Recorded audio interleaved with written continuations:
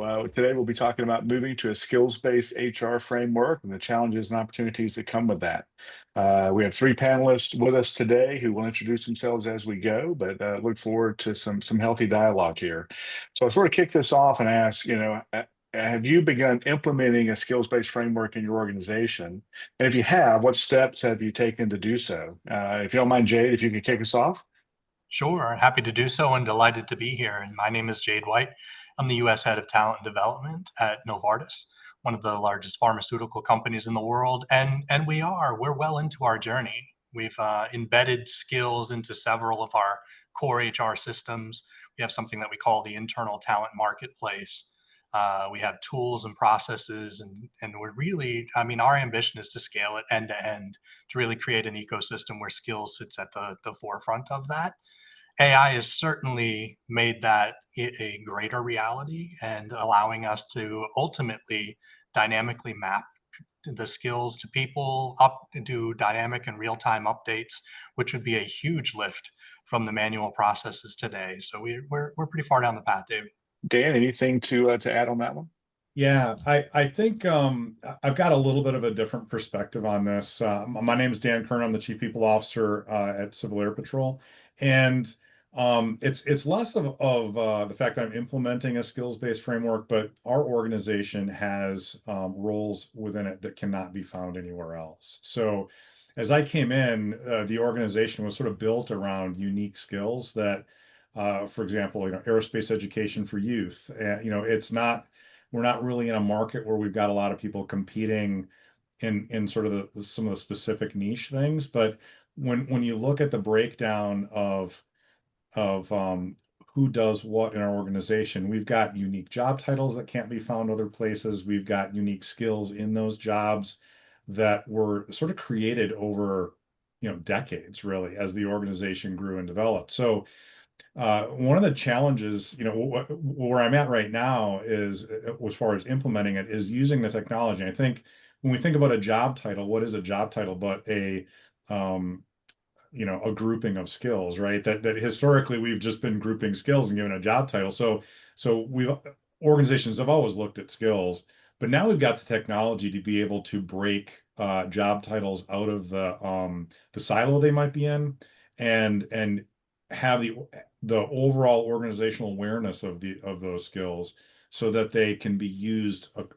cross-functionally, right? And as we projectize things, our organization's moving to addressing a lot of our issues, from a project management standpoint. And so when we're building project teams, we're not looking for job titles. We're looking for those unique skills that might be found in a title that you might not realize has a skill in it.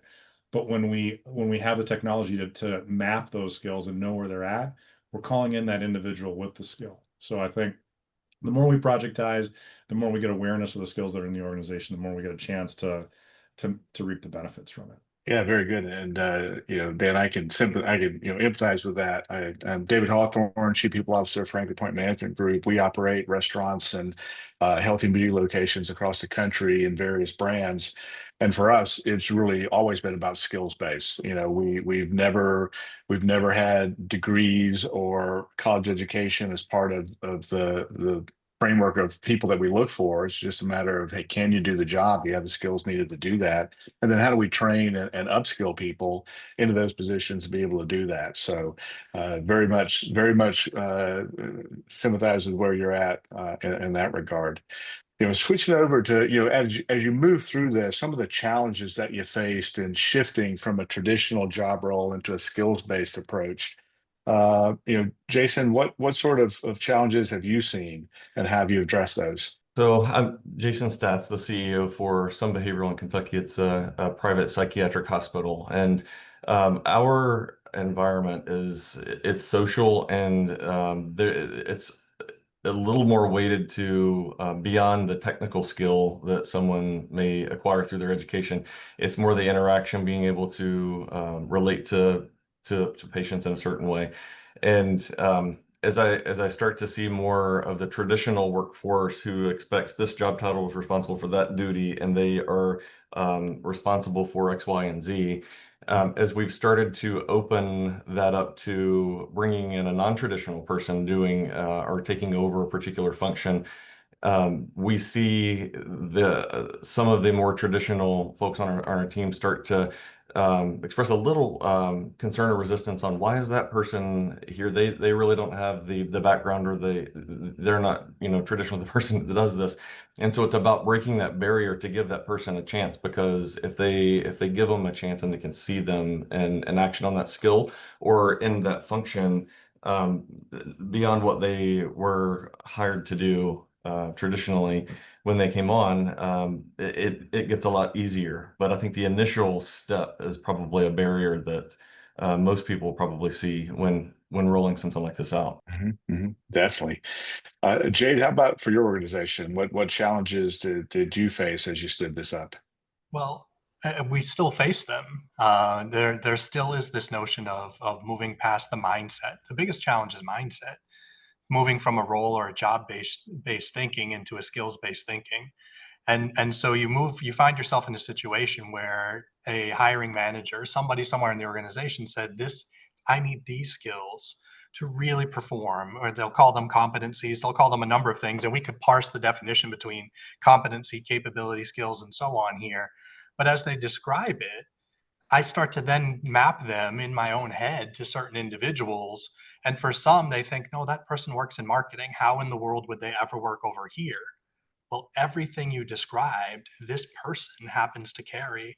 And oh, by the way, the company they used to work for, or prior to you joining here, the things that they did carry these skills. And what we found is technology has helped to democratize that conversation a bit. So even before talking about a person that somebody may or may not know, you pop it up on the screen. And I remember, all the time blends together now, but more than a decade ago, going to an organization that was demonstrating a capability here, and they popped up this job profile. Here's a job that needs to be posted. They hit enter, and it said, this person's an 83% match. This person's a 79% match.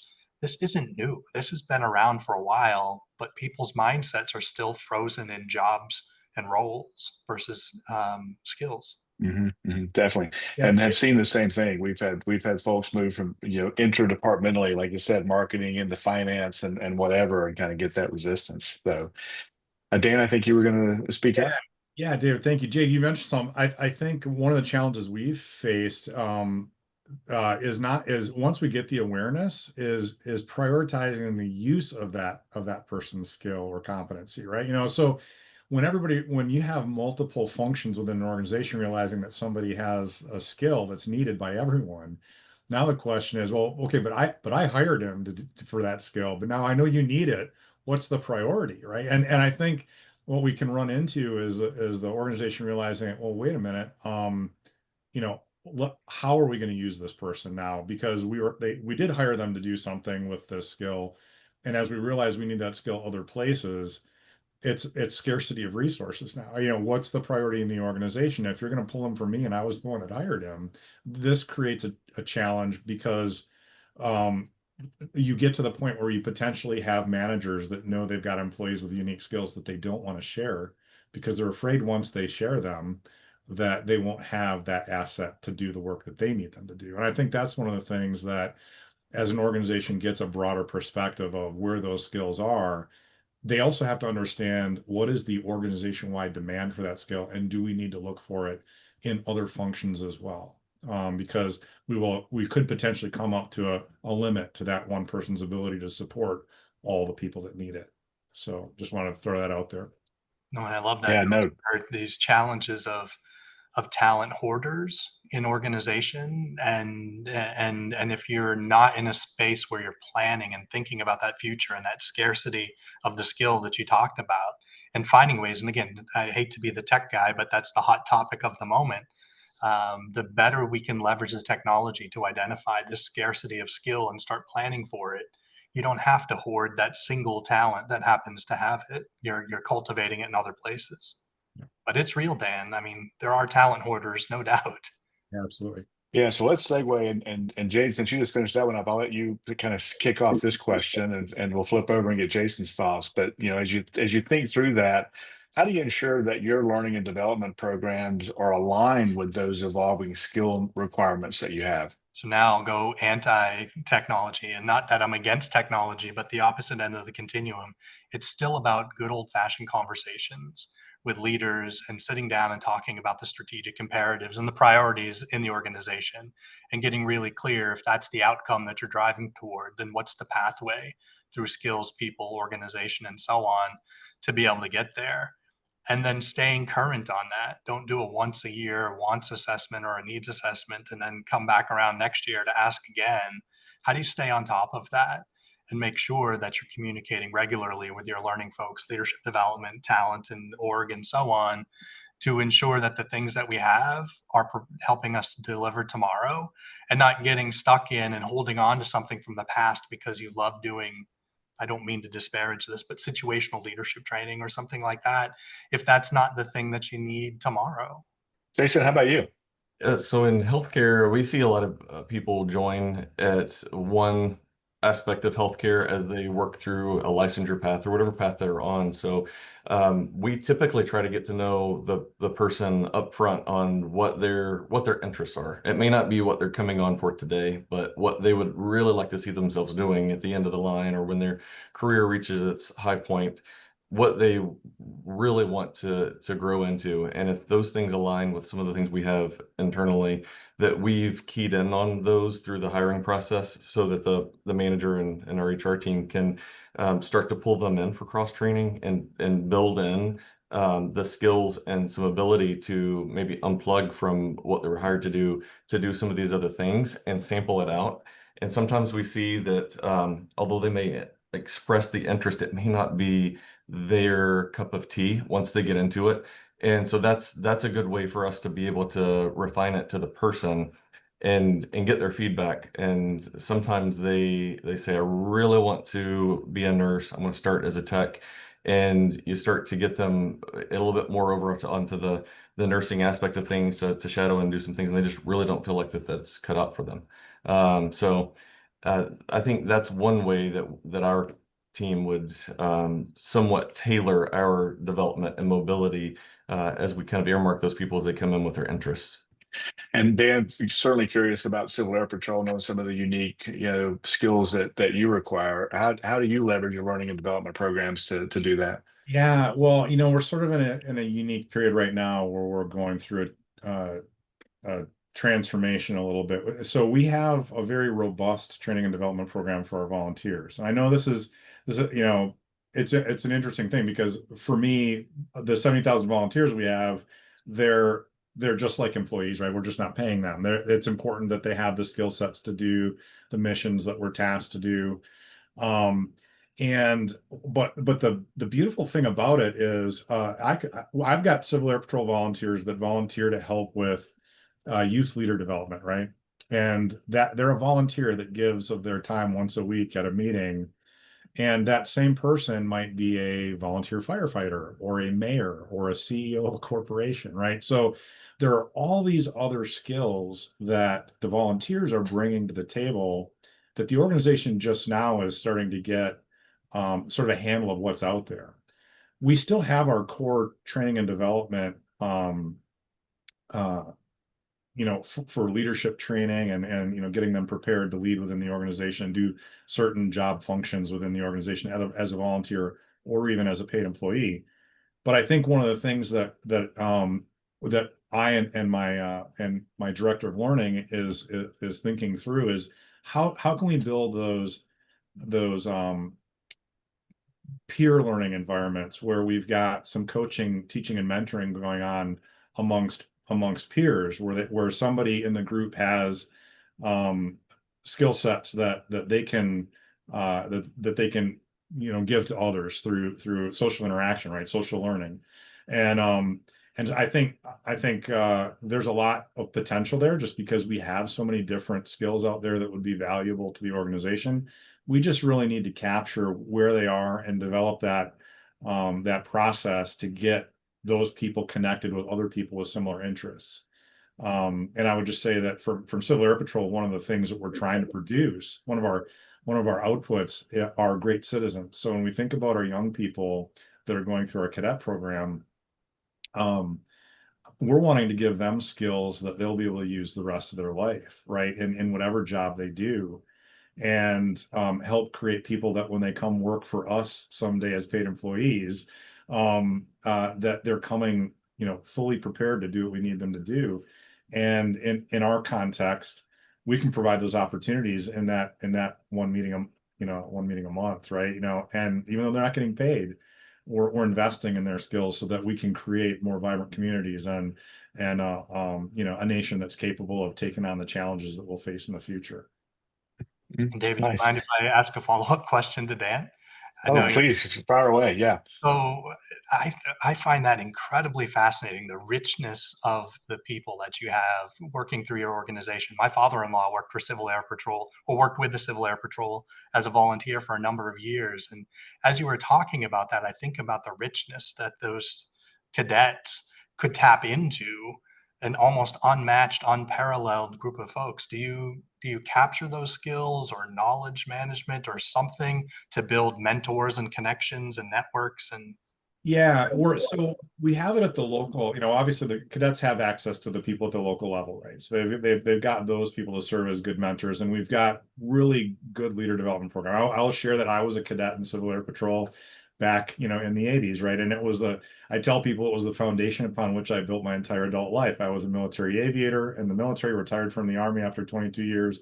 The leadership skills that I learned translated into, private sector service and public sector as a civil servant, and now with Civil Air Patrol. So, I can say that the interactions I had with the senior member leadership, the adult leadership that were volunteers in the organization, profoundly influenced the rest of my life. Now, what I want to do from this perspective now as a chief people officer is build upon that, right? And I think we have what we didn't have in the 80s when I was a young cadet, is we have the technology now really to track it. And I think that's what we're all talking about. Like a job title we have job descriptions, and there's a title and there's a bunch of things we need them to do. Those are the skills and competencies, right? Those have always existed. We've always looked at skills, right? It's just a different taxonomy. But now we have the technology to get a much greater level of granularity, right? And the technology to connect people that previously would have had to live in the same city to talk, right? What we're doing right now is an example of that. We are to a point, a real tipping point, I think, in the world where we are going to we have the potential for real positive change using this technology to understand the knowledge and wisdom that's out there and getting it connected with the right people at the right place at the right time. The right place is no longer bounded, within a local community, right? And so that's one of the things. Again, we're really just in the conceptual phase of it. And as I talk with my learning director about how can we leverage the talent in our organization to maximize it, the technology is going to be key to that. And building, we just honestly just recently rolled out a new learning management system we're getting traction and some momentum so that we can start utilizing, expanding its use and getting training out to people. And then we'll tie that into a mentorship program, and we can grow that and do more, peer social learning.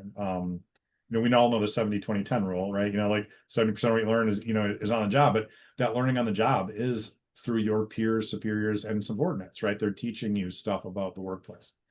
So did that answer your question? I hope so. I did. I was just curious. You just have a Yeah. richness of folks to tap into. Yeah. Thank you. Yeah, amazing stuff. So I mean, so bringing that, kind of full circle, right? So, how do we find people? How do we identify them? How do we do the career development and mobility for them with learning development programs? Next step really comes into bench planning, succession planning. How do you leverage, or how do you foresee the skills-based framework really supporting that succession management effort? And Jason, I'll kick it to you to start that one. Something to exercise our leadership team did in particular was when we meet with our teams for their evaluations, to go through and inventory who in their within their departments or within their teams have the skills necessary for their own succession planning.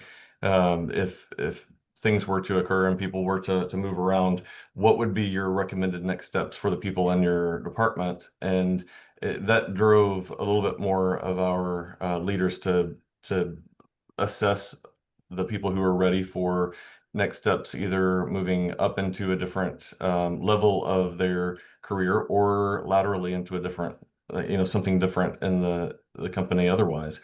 But how we've kind of embedded that is in our reviews to move beyond the traditional, this is the duty that we expect you to do, and you're doing good, fair report at that.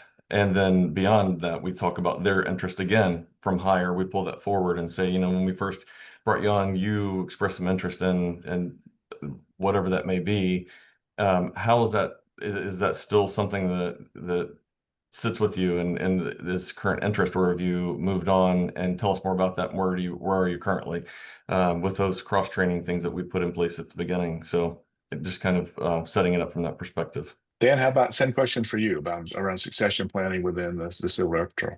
Yeah, well, I think this might be common across not just Civil Air Patrol, but everybody. A lot of times, I've been in organizations in the past, even prior to Civil Air Patrol, where the person that ends up getting the job ends up being the person that was the best in that work group, right? So you got a bunch of employees, they do really good.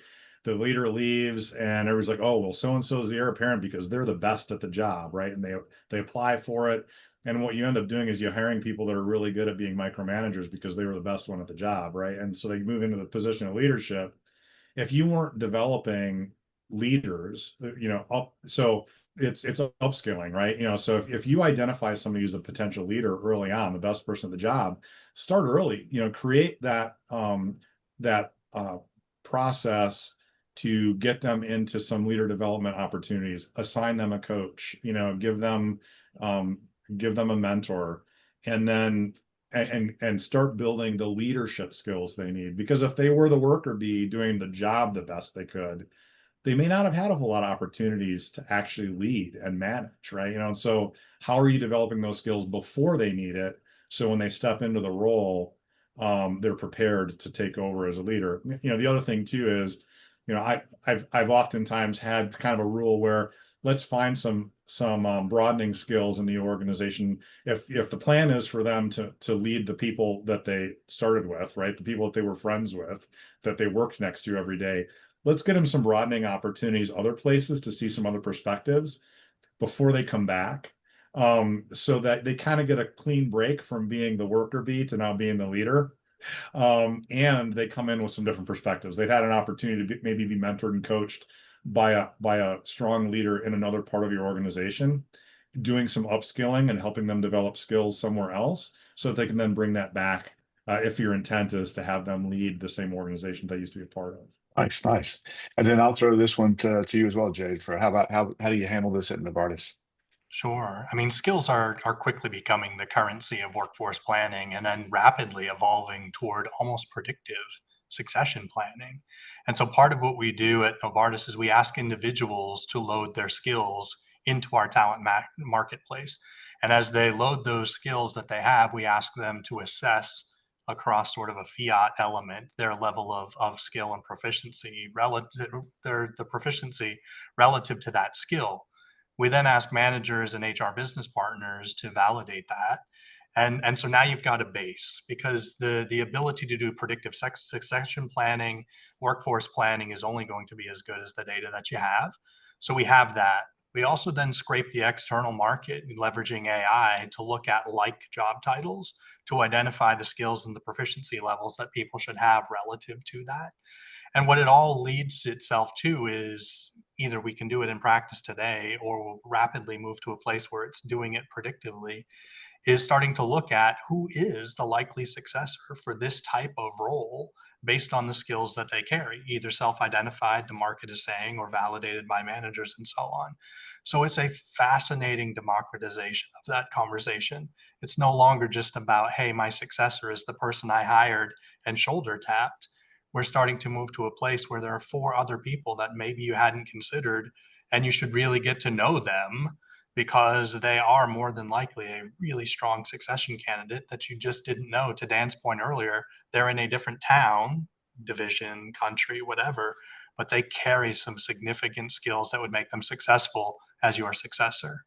So it's fun. The technology is making that a much quicker conversation. Yeah, totally agree. And we're in the early stages at our company for leveraging those predictive analytics and some AI, and to be able to look across the organization at potential successors. Dan, Jason, either of you leveraging predictive analytics or AI at this point or looking to? No, we're looking into it. Honestly, I think one of the we all probably face this, but nonprofits, we tend to take a big bite out of something before we realize that we can't swallow it, and we just kind of keep on chewing on it, right? And so we have a lot of really dedicated employees with high levels of public service motivation that really give, 100% of themselves every day. And my challenge is to try and identify ways that we can leverage technology to reduce the burden on them, right? So we're, in order, instead of working 50 or 60 hours a week, can we get you back down to a 40-hour work week, and so when we're looking at leveraging, using AI and technology to do some of the things that we're talking about here, right now, my people staff is not resourced to do it to the level we would want it to be manually, right? And Right. it wouldn't that so I've got a lot of people, members of the team right now that we're working on professional development internally so we can understand how we can use AI better, how can we apply it in our workplace so that we can really start leveraging some of the things you guys are talking about. Because right now we're doing it, luckily we're small enough, on the paid employee side, we're doing it where we know a lot of our people, and we know just intuitively because they've demonstrated the skills and the talents. And we've moved some people internally because of that. And we said, well, that talent would be better applied here. And it's worked to great effect. But when we talk about expanding that to our volunteer workforce and leveraging the full capacity and capability of that, we're just going to need to have the technology to do that. And we're just really early on in that. I was going to say not for the AI piece of it, but for the succession planning, something I think is worth noting. We have a couple of positions that have turned over that we didn't immediately step into the successor taking over right at the departure of the person leaving. And not wanting to rush into putting a person just for the sake of having a person in the role, we took the opportunity to break up some of the functions of those roles and gave some a la carte experience, skill-based opportunities for people to step into those duties, and really it gave them a test drive into some of the areas that ended up being a true strength for them, and some of the areas that they want to challenge themselves on and more to grow. And we've seen that as a great opportunity in one of the cases where someone actually did develop more fully into that, and not in other cases, but still it's the engaging those employees in that skill-based step, or getting to take a somewhat of a smaller miniature step into the areas that they want to. But no, we don't have Nice. an AI plan in place just yet for that.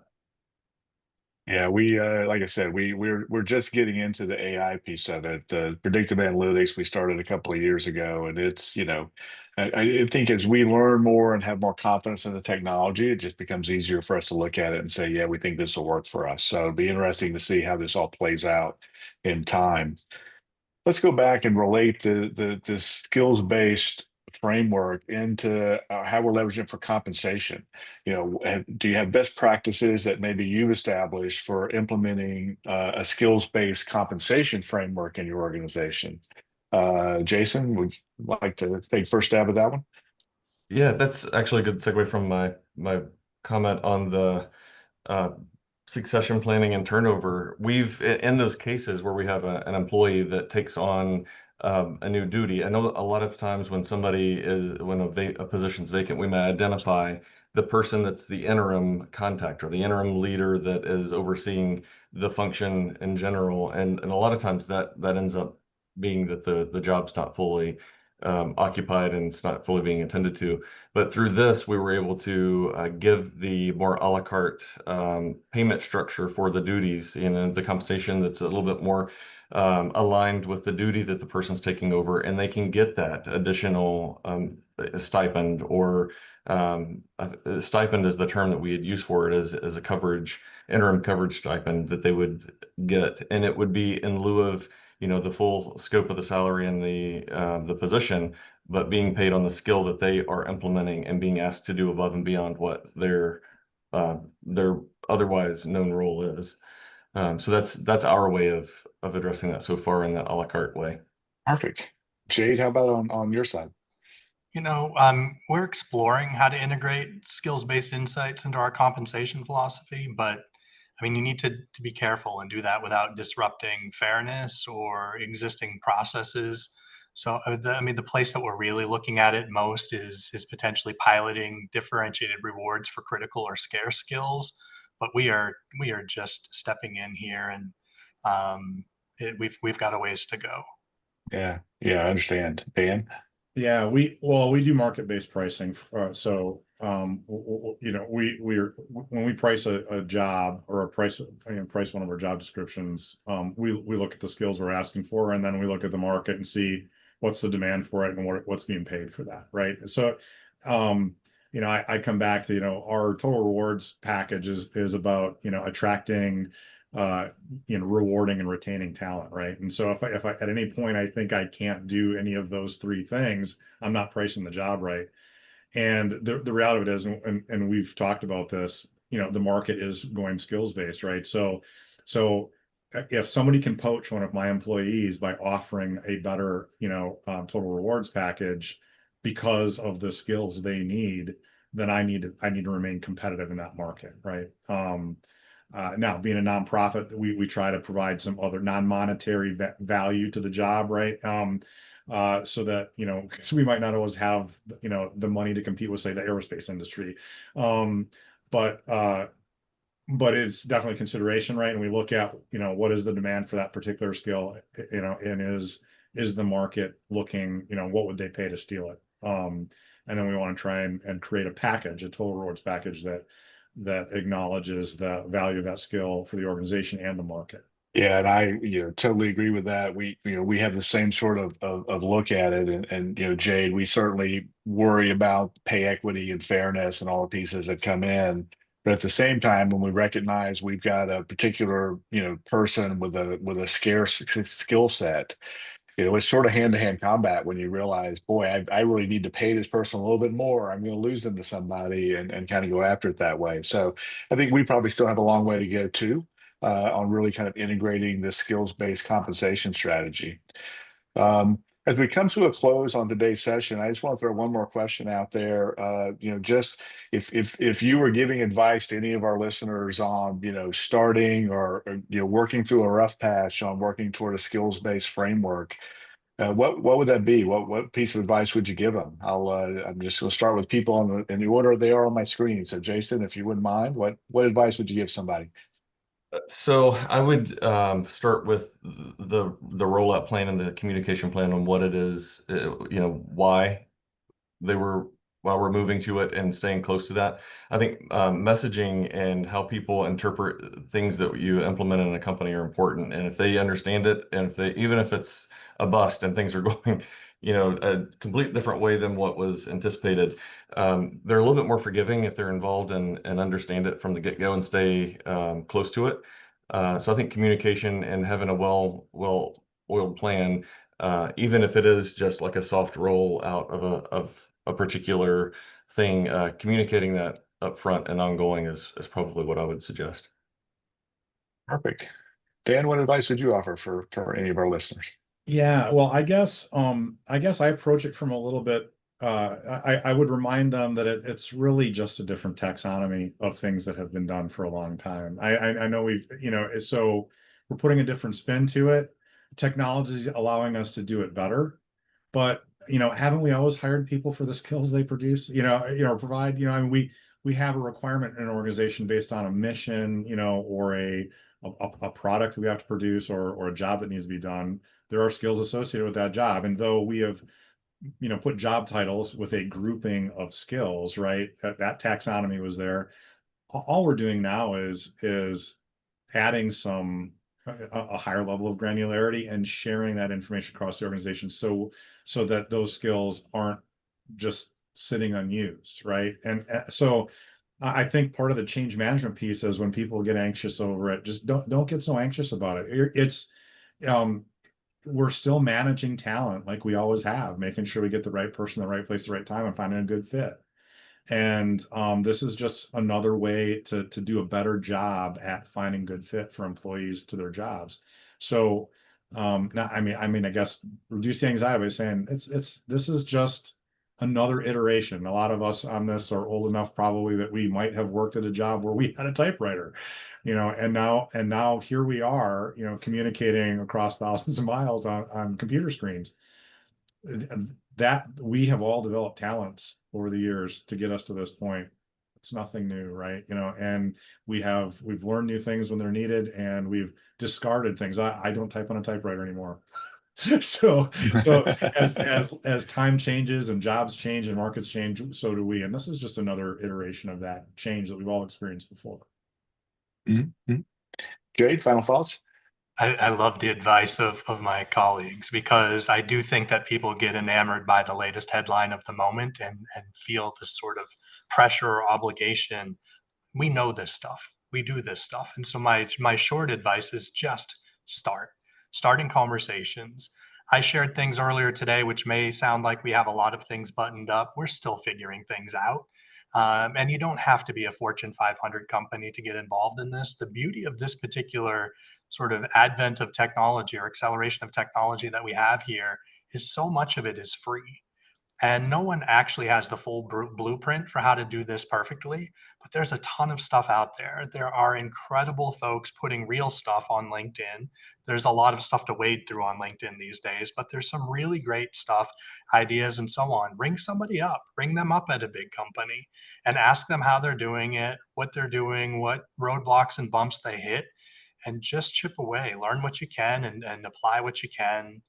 It's just I heard once that HR is a contact sport. To get really great at it, you just have to get out there and jump in the ring and just keep participating. You'll get punched in the nose sometimes, but you'll learn, and you keep adapting and moving. Totally agree.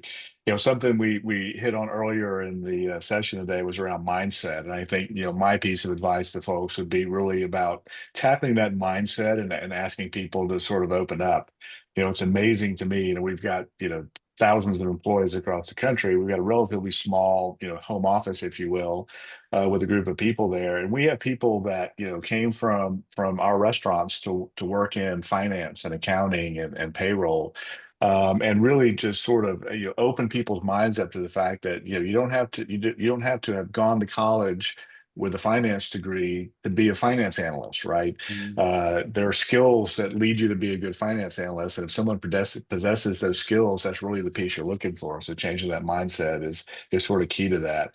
And totally agree with the contact sport, and a little play on words. I think the more contacts that you make out there with people, whether it's in the Connects community or somewhere else, to leverage their knowledge and wisdom and learn from their past mistakes. We've all sort of been there, done that in some things. And so let's find who those people are and say, hey, how can you help me? So but fantastic. So great session today. I really appreciate everybody's input. A pleasure for you to share your expertise and knowledge out there. Want to encourage all the listeners, as you have questions, please send those in. We will get those to the panelists and get answers back out to everybody shortly, and look forward to interacting. With that, I'll wrap up the session, and hope everybody has a great rest of their day. Thank you, David. Thanks for facilitating. Thank you.